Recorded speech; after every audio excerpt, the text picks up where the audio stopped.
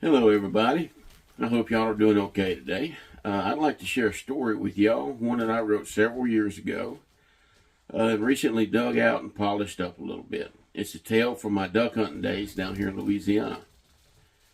For years, like most folks around here, I spent nearly every free day of duck season in the swamp, chasing those beautiful birds. And let me tell you, duck season is all about the rough stuff. Gloomy skies that hang low and heavy, bone-chilling winds, ice clinging to your gear, and rain that seems to come down sideways. But teal season, that's a whole different story. It's a scorcher, hot and humid enough to make you sweat through your camo. So buckle up and come along with me as I take you on a particularly unforgettable hunt. But what's more exciting than a teal hunt? There's nothing like it. Imagine yourself perched on a rice field levee, seeing the first golden rays of sunshine as dawn breaks over the horizon. Suddenly, a burst of iridescent feathers streaks past you, a teal, rocketing by at breakneck speed, its wings whistling a high-pitched song. This is the magic of teal season, the first chance for waterfowlers to reconnect with the sport they love. But for the uninitiated, a Louisiana teal hunt is an experience all its own. Sure, the season typically opens up on the third weekend of September, but there is no relief from the oppressive heat of August. Now, a teal hunt comes with a price. The relentless Louisiana sun will have you reaching for the sunscreen by mid-morning. And then there are the mosquitoes. Ugh. Those persistent little buzzing vampires that treat your camo-clad body like an all-you-can-eat buffet. Of course, being set up in the heart of their swampy domain doesn't help the situation at all. Now let's talk about the other critters that might be found in or around your hunting blind. You know, the ones you'd rather avoid entirely. Cottonmouth snakes, practically a guarantee. I've rarely experienced a teal hunting without at least seeing one slithering its way into view. Snapping turtles with their prehistoric grins, a distinct possibility. Alligators, those remnants of prehistoric life, well, let's just say you'll quickly develop a healthy respect for the water that surrounds you. I want to tell you about a hunt I had that went from idyllic to unforgettable, and let's just say it ended my teal season a bit early that year. It happened about 20 years ago while hunting with a good friend, Tom. We were in Pintail Alley on the Russell Sage Wildlife Management Area. Pintail Alley is a special place. It's a seasonal wetland that transforms during the summer. Imagine a vast, cracked expanse of earth baking under the relentless Louisiana sun. Then, come late summer and early fall, the state floods that area, creating a haven for migrating waterfowl and a prime location for hunters like me. That day started out perfectly. Tom and I were having a blast. Pintail Alley was living up to its name. We had teal dropping into our decoy spread like clockwork. It felt like a family reunion for ducks, and the only uninvited guests were those aggravating mosquitoes. We'd even managed to avoid any snake encounters, making it truly a remarkable morning. Then around 11 o'clock, something bizarre shattered the peaceful rhythm of this hunt. We noticed one of our decoys begin to act strangely. It bobbed erratically a few times, then began to drift further out from its position. But the real head scratcher is what happened next. The decoy dipped completely underwater for a good 30 seconds, vanishing completely from sight. Then, with a splash, it resurfaced, sending ripples across the still water. Needless to say, whatever lurked beneath the surface had our undivided attention. Our hearts kind of skipped a beat or two in our chests, and a mix of curiosity and caution started to boil up. We exchanged worried glances, the silence broken only by the buzzing of the mosquitoes and the distant calls of unseen birds. The playful banter of the morning had evaporated, replaced by a tense anticipation. What on earth could be messing with our decoy? Was it a playful beaver, a territorial muskrat, or something far more formidable? We gripped our shotguns just a little bit tighter, the hunt taking a back seat to the mystery that was unfolding before us. We hoped it was just a run-of-the-mill snapping turtle tangled in a decoy line and finally breaking free. Before long, we dove back into calling to passing Teal, momentarily forgetting the dancing decoy drama. But our sense of ease shattered with a soft clunk. Our eyes snapped back to the water. This time, 3 decoys on the far side of the spread were the stars of the show. They bobbed erratically, bumping into each other in a bizarre aquatic ballet as they were towed by an unseen force. This didn't seem like a playful turtle. Tom jokingly said, maybe it's just an old bored alligator playing around in our spread. But these 3 rogue decoys finally came to a rest, a good 30 yards out, bobbing innocently as if nothing was amiss.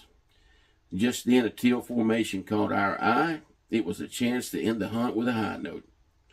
We unleashed our calls, and to our surprise, those teal banked and came straight in, wings cupped and feet out. A beautiful sight. A couple of well-placed shots and our 4-bird limits were filled. Wading out to retrieve the birds, I glanced toward the trio of rogue decoys. Did they seem to be drifting closer, or was it just my imagination? A prickle of unease like a cold bead of sweat ran down my spine as the water churned slightly near those decoys. Then, in a heart-stopping moment, a wide black snout broke the water surface, snapping shut on a teal just 10 feet from me. I want you to know my blood ran cold, child. We weren't dealing with a playful turtle or a busy beaver. We had a hungry alligator tangled in our decoys, and it had just served itself lunch. This hunt is over. There was a sudden awareness of the danger lurking beneath the surface of the water. The alligator devoured that teal in a flash of gnashing jaws and a shake of its massive head. It was a brutal display that left me rooted to the spot, a cold dread pooling in my stomach. Here I was, waist deep in murky water, with only 3 alligators, now silent partners in crime, as the only indicator of that alligator's location. The water here in Louisiana is never gin clear. It never is in a Louisiana swamp. But when that behemoth swam past me, easily 9 to 10 feet of prehistoric muscle, I saw enough to etch that image forever in my memory. Of course, the decoys bobbing along with it seemed to add a little humor to the situation. But every instinct in me screamed at me to run. But thankfully, reason held me back. Moving, splashing, anything could have been an invitation to disaster. Instead, I froze, trying to transform myself into a short, fat tree stump. A ridiculous image in hindsight, but panic makes you do strange things. Maybe it worked. Maybe the alligator was just preoccupied with his newfound lunch. Whatever the reason, it slowly swam off, taking the 3 decoys with it, disappearing into the small grass 100 yards away.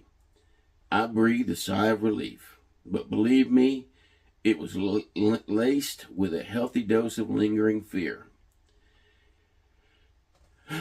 We barely took our eyes off of that patch of grass as we collected the remaining decoys. Our movements were slow and deliberate. Every rustle in the reeds, every ripple on the water sent a jolt of nervous energy through me. Finally, when everything gathered, we started a long wade back to the solid ground. It might have only been waist-deep water, but I swear, we've never moved that slow, that fast. I'll tell you something, dry land has never felt so welcoming.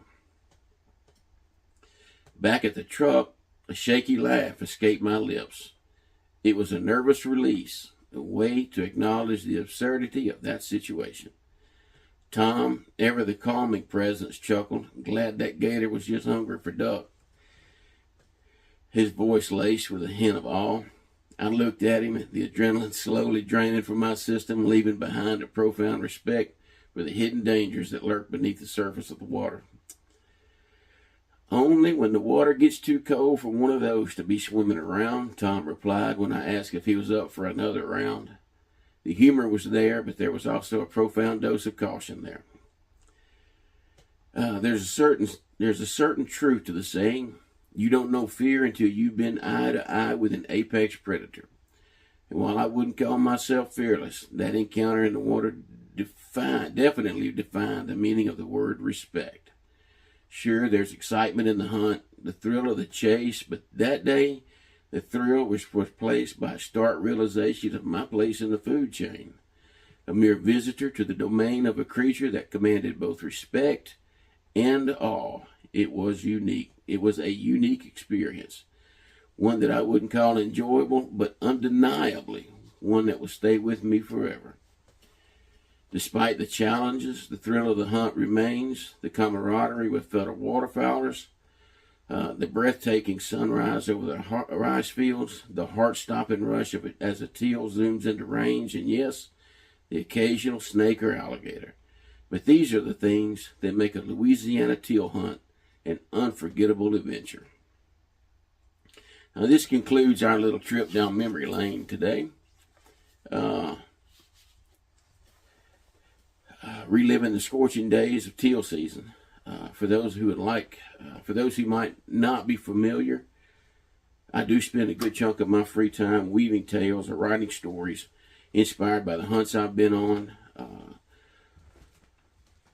Those recounted by friends and loved ones, or some began just as a fleeting thought or image.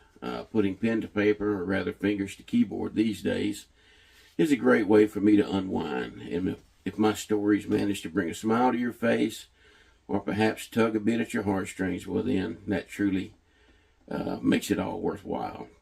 So if you enjoyed this adventure and you're curious to hear more, let me know in the comments below. There are plenty more hunting yarns waiting to be spun, and I'd be happy to share them with y'all. Thanks again for joining me on this journey.